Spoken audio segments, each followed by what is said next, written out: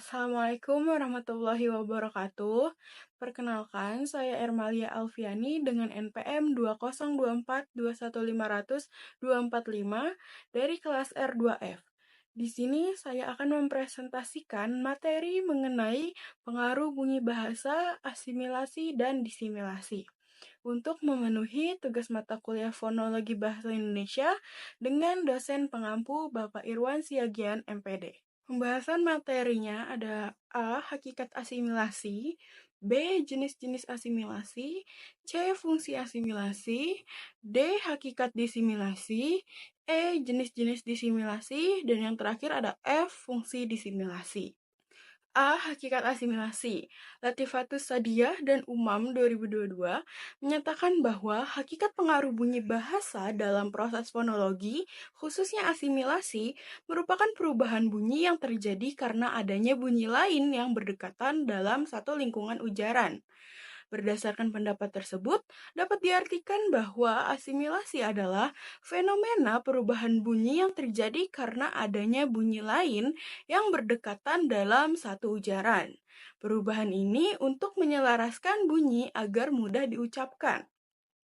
Contohnya adalah pada kata Sabtu yang diucapkan Sabtu karena pengaruh bunyi T. Markup 2015 halaman 165 menyatakan bahwa asimilasi adalah perubahan bunyi dari dua bunyi yang tidak sama menjadi bunyi yang sama atau hampir sama. Berdasarkan pendapat tersebut, dapat diartikan bahwa asimilasi adalah proses fonologis di mana dua bunyi yang berbeda berubah menjadi bunyi yang sama atau hampir sama, sebagai bentuk penyesuaian antar bunyi yang berdekatan agar lebih mudah diucapkan. Contohnya adalah pada kata mengetik yang berasal dari gabungan men dan juga ketik. Dalam kata ini, fonem N pada awalan men berubah menjadi eng karena menyesuaikan diri dengan bunyi K pada kata dasar ketik. Teori Verhardt 2010 menyatakan bahwa asimilasi adalah suatu proses fonemis di mana satu bunyi menjadi mirip atau bahkan identik dengan bunyi lain yang ada di sekitarnya dan dalam satu lingkungan fonologis. Berdasarkan pendapat tersebut, dapat diartikan bahwa asimilasi adalah proses perubahan bunyi yang terjadi karena adanya pengaruh dari bunyi yang ada di sekitarnya, sehingga pengucapannya menjadi lebih mudah. Contohnya adalah pada kata memukul yang berasal dari gabungan men dan juga pukul. Dalam kata ini, fonem N pada awalan men berubah menjadi M karena menyesuaikan diri dengan bunyi P pada kata dasar pukul. Sintesis asimilasi, berdasarkan pendapat para ahli, dapat disimpulkan bahwa asimilasi adalah proses fonologis di mana perubahan bunyi terjadi akibat pengaruh bunyi lain yang berdekatan dalam satu lingkungan ujaran. Tujuan utama dari asimilasi adalah untuk mempermudah pengucapan dan menyesuaikan bunyi agar lebih mudah diucapkan. Dalam fenomena ini, dua bunyi yang awalnya berbeda bisa berubah menjadi bunyi yang sama atau hampir sama karena pengaruh bunyi di sekitarnya. Proses asimilasi terjadi untuk memperlancar aliran ujaran dan menghindari kesulitan dalam pengucapan. Perubahan bunyi ini memungkinkan kata-kata atau frasa untuk lebih efisien diucapkan dengan bunyi yang lebih mirip atau identik antara satu dengan yang lainnya. Asimilasi merupakan bagian dari adaptasi sistem fonologis dan dalam bahasa yang mendukung kelancaran komunikasi. Lalu B, jenis-jenis asimilasi.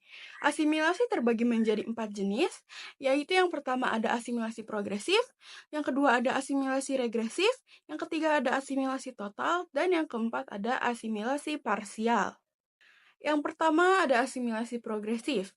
Verhardt 2010 menyatakan bahwa asimilasi progresif adalah proses fonologis di mana bunyi mengalami perubahan karena tekanan atau pengaruh bunyi sebelumnya.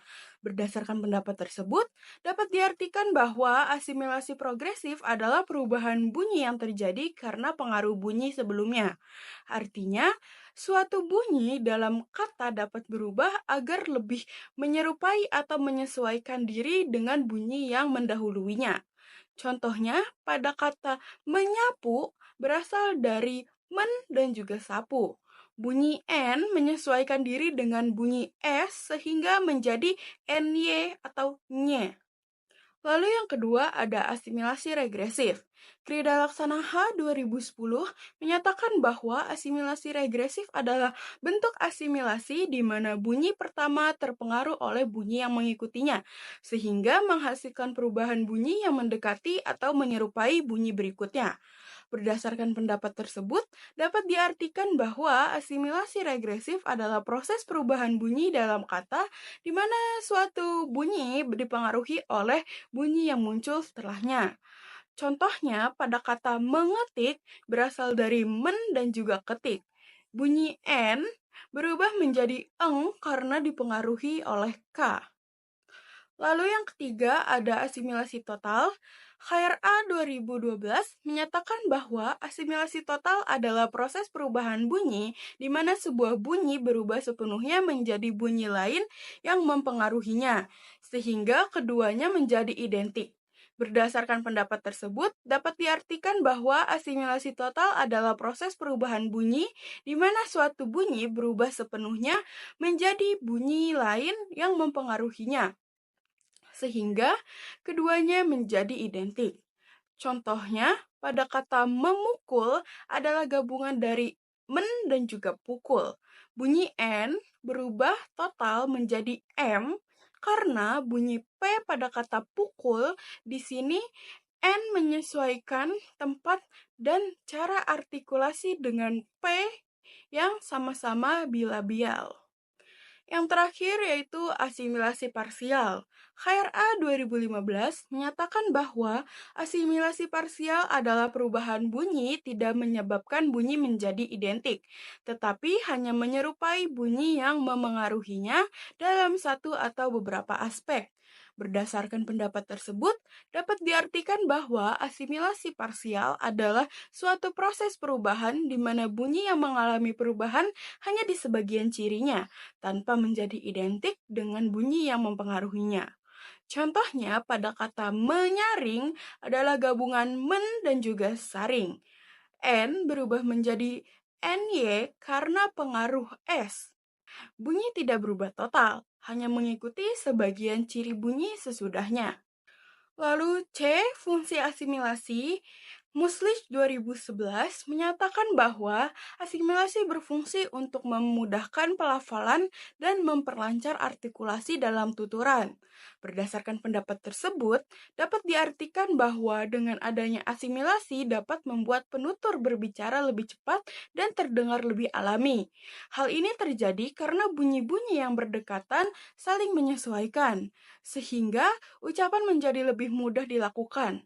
Dengan kata lain, asimilasi sangat penting untuk menjaga kelancaran berbicara, mempercepat aliran kata-kata, dan mengurangi ketegangan saat pengucapan bunyi-bunyi tertentu yang seharusnya lebih sulit jika tidak ada perubahan. Contohnya, kata menginjak berasal dari men dan juga injak. Karena kata dasar injak diawali dengan huruf vokal, maka imbuhan men berubah menjadi meng. Namun, dalam pengucapan cepat, sering terdengar seperti menyincak. Bunyi N dari injak menjadi mirip ny karena dipengaruhi oleh bunyi setelahnya. KRA 2012 menyatakan bahwa asimilasi berfungsi untuk mencapai kelancaran bunyi dalam ujaran karena adanya pengaruh dari bunyi sebelumnya yaitu asimilasi progresif atau setelahnya yaitu asimilasi regresif. Berdasarkan pendapat tersebut, dapat diartikan bahwa dengan adanya asimilasi, transisi antar bunyi menjadi lebih halus, sehingga proses berbicara menjadi lebih cepat, alami, dan mudah dilakukan tanpa hambatan artikulasi yang berarti. Contohnya, Pada kata 10 botol menjadi 10 botol, bunyi akhir H di 10 sering tidak terdengar dan B dari botol terdengar seolah menyatu ke kata sebelumnya karena pengaruh bunyi yang mendahuluinya. Hashim 2010 menyatakan bahwa asimilasi berfungsi untuk menghemat energi artikulatoris sehingga pelafalan bunyi menjadi lebih cepat dan tidak terlalu membebani alat ucap manusia. Berdasarkan pendapat tersebut, dapat diartikan bahwa dengan adanya asimilasi, berbicara menjadi jauh lebih mudah dan ringan. Bunyi-bunyi yang dihasilkan tidak lagi membutuhkan banyak tenaga dari alat ucap, sehingga kita bisa berbicara lebih cepat tanpa harus mengorbankan kejelasan kata-kata yang diucapkan.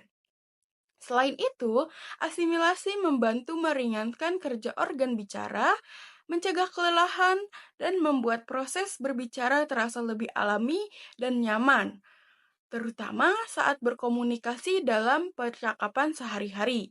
Contohnya, kata menggambar berasal dari men dan juga gambar. Bunyi G di awal gambar menyebabkan men berubah menjadi meng, dan G sama-sama diucapkan di belakang lidah, itu velar, sehingga transisi dari satu ke yang lain lebih efisien dan tidak membuat alat ucap bekerja keras. Lalu yang D, hakikat disimilasi. Muslich 2011 menyatakan bahwa disimilasi adalah peristiwa perubahan bunyi yang sama atau hampir sama menjadi bunyi yang berbeda. Berdasarkan pendapat tersebut, dapat diartikan bahwa disimilasi adalah proses fonologis yang terjadi ketika suatu fonem dalam kata berubah untuk menghindari kemiripan bunyi dengan fonem lain yang berdekatan. Tujuan dari perubahan ini adalah untuk memperjelas pengucapan dan mempermudah pelafalan dalam suatu bahasa. Contohnya adalah kata cita dalam bahasa Sanskerta berubah menjadi kata cipta dan juga cinta dalam bahasa Indonesia, di mana bunyi T pada kata cita berubah menjadi PT pada kata cipta dan bunyi NT pada kata cinta. Lalu teori Hoyer dalam Markup 2015 halaman 165 menyatakan bahwa disimilasi merupakan proses dua bunyi yang sama diubah menjadi dua bunyi yang berbeda atau tidak sama.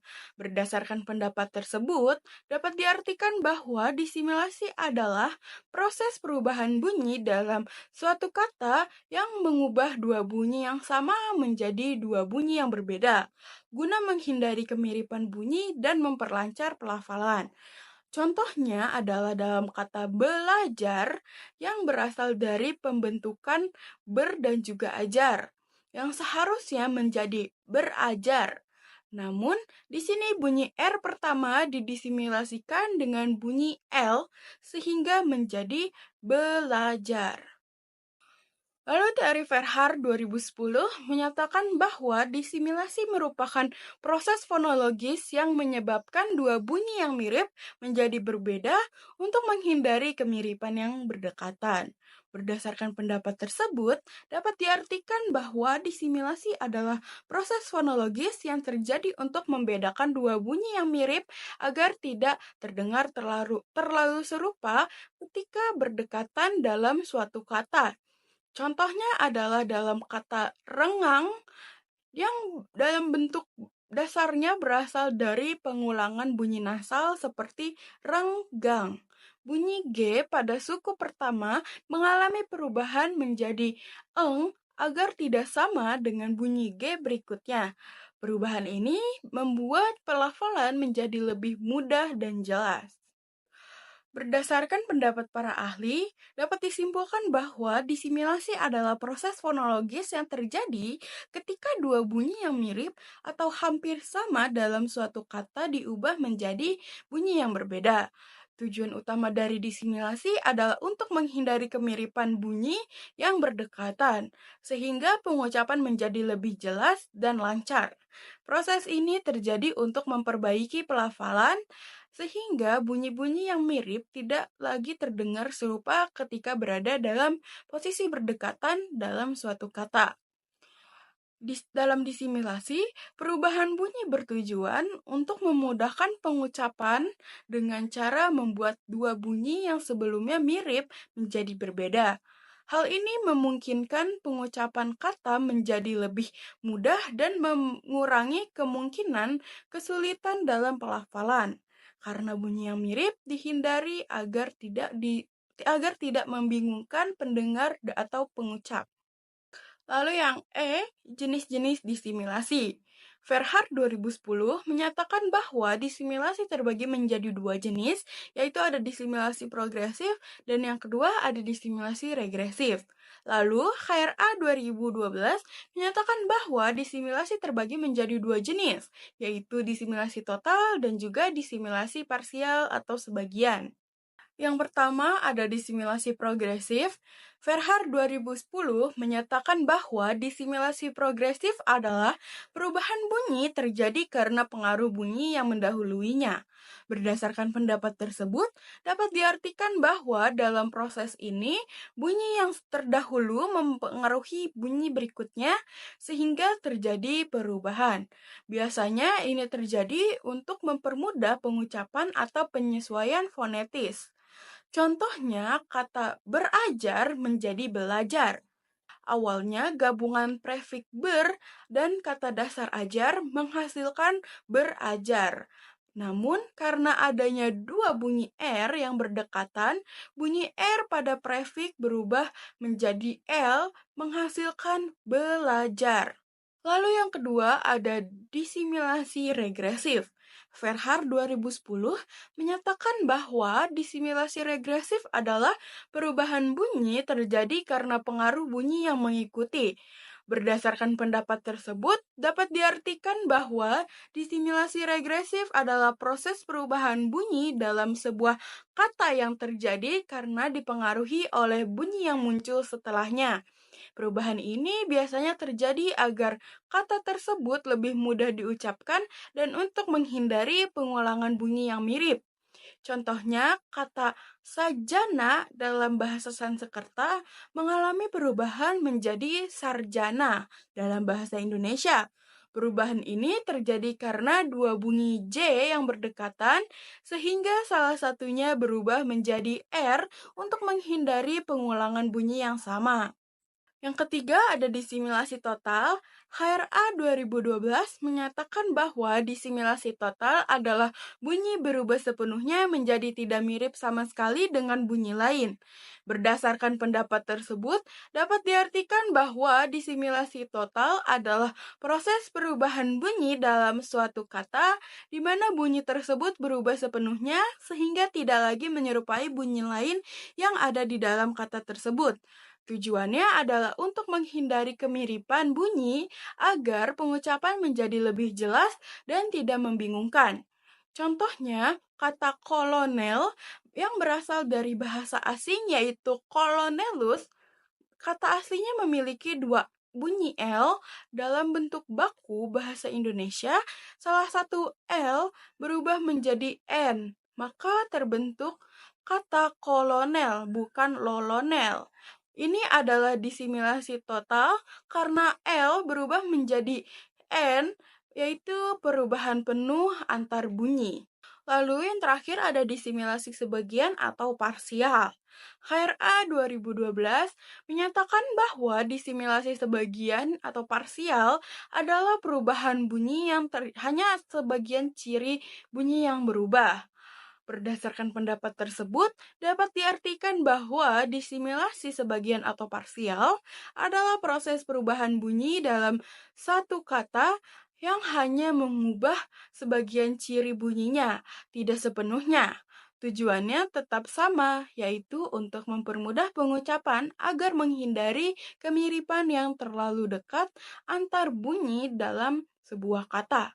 Contohnya kata lele berubah menjadi lere dalam pengucapan lisan atau nyanyian anak-anak.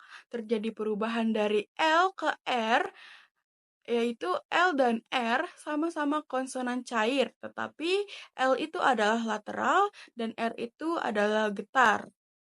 Lalu yang F ada fungsi disimilasi. Verhaar 2010 menyatakan bahwa disimilasi berfungsi untuk menghindari kemiripan bunyi yang terlalu dekat dalam suatu kata, agar lebih mudah diucapkan dan dipahami oleh penutur. Berdasarkan pendapat tersebut, dapat diartikan bahwa disimilasi berfungsi untuk menghindari bunyi yang terlalu mirip dalam satu kata, sehingga pengucapannya menjadi lebih mudah dan lancar. Dengan demikian, komunikasi antar penutur jadi lebih efektif dan gampang dipahami. Proses ini membantu kita berbicara dengan lebih nyaman dan alami tanpa perlu khawatir kata-kata terdengar membingungkan atau susah diucapkan. Contohnya, kata leluhur berasal dari leluhur. Kata ini mengalami disimilasi dari bentuk awal yang diduga seperti leluluhur.